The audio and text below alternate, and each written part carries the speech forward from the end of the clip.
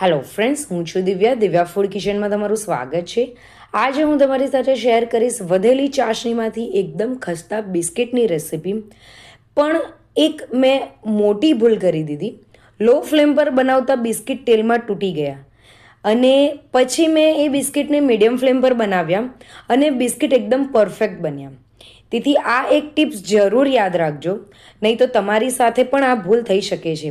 તો હવે ચાલો સ્ટેપ બાય સ્ટેપ સંપૂર્ણ રેસીપી જોઈએ. તો સૌથી પહેલાં અહીંયા મિક્સિંગ બાઉલ લઈ લેવાનો છે. તેની અંદર 1 કપ જેટલો ઘઉંનો લોટ લઈ લેવાનો છે. અહીંયા જે આપણે રોટલીનો લોટ લઈએ છીએ એ જ લોટ લેવાનો છે. તો વાટકીના માપથી જ બધું માપ લેવાનું છે અને તેની સાથે અડધો કપ જેટલો મેદો લઈ લીધો છે. હવે અહીંયા મેદાની જગ્યાએ તમે ઘઉંના લોટનો પણ યુઝ કરી શકો છો, પણ મેદાથી થોડું ખસ્તા બને છે એટલે થોડો મેદો લીધો છે. 1/4 કપ જેટલી ઝીણી સૂજી લીધી છે. તમે સૂજી મોટી કે ઝીણી કોઈ પણ લઈ શકો છો. તેનાથી એની અંદર જે ક્રિસ્પીનેસ છે એ ઓર વધીને આવશે. ત્યાર પછી બધા જ ટેસ્ટને બેલેન્સ કરવા માટે અહીંયા પિંચ જેટલું મીઠું એડ કર્યું છે.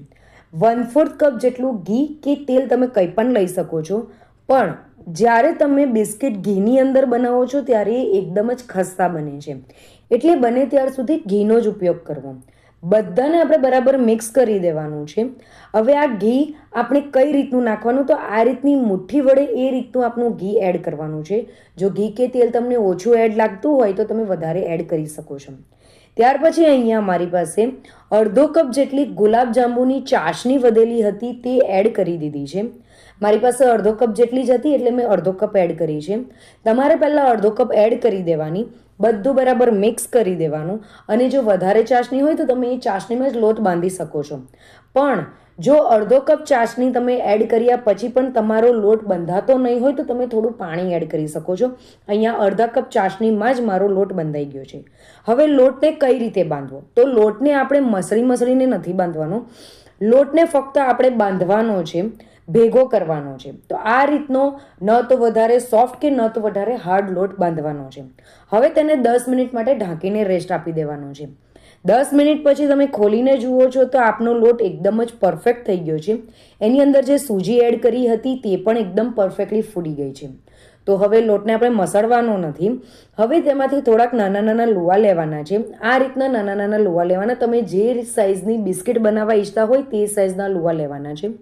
એને આ રીતે આપણે એક વખત હાથથી દબાઈને મસળી લેશું અને ત્યાર પછી રાઉન્ડ શેપ આપીને આ રીતનો શેપ આપી દેવાનો છે. તમે કોઈ પણ શેપ આપી શકો છો.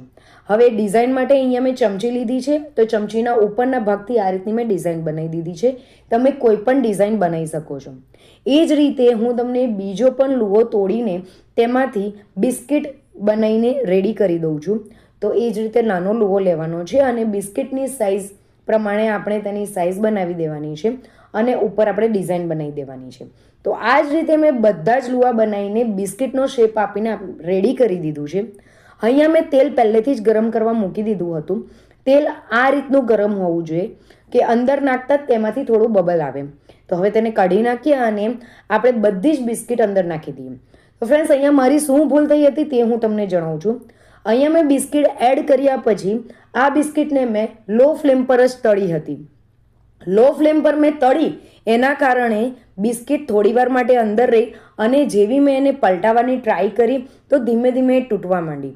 પણ મને એવું લાગ્યું કે આ બિસ્કિટ સ્ટાર્ટિંગમાં તૂટશે, પણ પછી એ જેમ જેમ ફ્રાય થશે તેમ તેમ એ તૂટશે નહીં. પણ જેમ જેમ હું એને ફ્રાય કરતી ગઈ તેમ તેમ આ બિસ્કિટ તૂટતા ગયા. તમે જોઈ શકો છો એકદમ જ હલકા હાથે હું એને પલટાવું છું તો એ ફટ દઈને તૂટી જાય છે. તો મારી આ બહુ મોટી ભૂલ થઈ હતી. એ ભૂલ તમારી નહીં થાય એનું ખાસ ધ્યાન રાખજો. તો જે તૂટેલા બિસ્કિટ હતા એ બધાને મેં કાઢી નાખ્યા છે. હવે આ બધી બિસ્કિટ કાઢી નાખ્યા પછી એ જ તેલની અંદર મેં બાકીના બિસ્કિટ જે હતા તે એડ કરી દીધા અને આ બધી બિસ્કિટ એડ કર્યા પછી મેં ગેસની ફ્લેમ મીડિયમ કરી દીધી. ફાસ્ટ ફ્લેમ પર નથી તળવાનું. ફાસ્ટ ફ્લેમ પર તળવાથી બહારથી ડાર્ક કલર થઈ જશે અને અંદરથી કાચી રહેશે. તો મેં મીડિયમ ફ્લેમ પર જ તેને તળી અને તબેથાની જગ્યાએ ચમચીનો યુઝ કર્યો.